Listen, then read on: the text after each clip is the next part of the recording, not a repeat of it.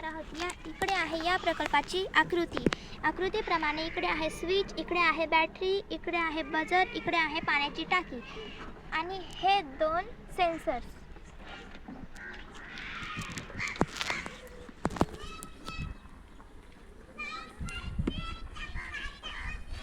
आता आपण या टाकीमध्ये पाणी टाकत आहोत.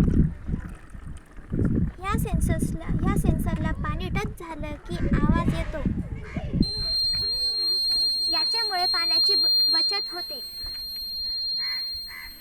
या प्रकल्पाचा निष्कर्ष: आपण पाण्याशिवाय जगू शकत नाही आणि पाण्याचा अपव्यय आपल्याला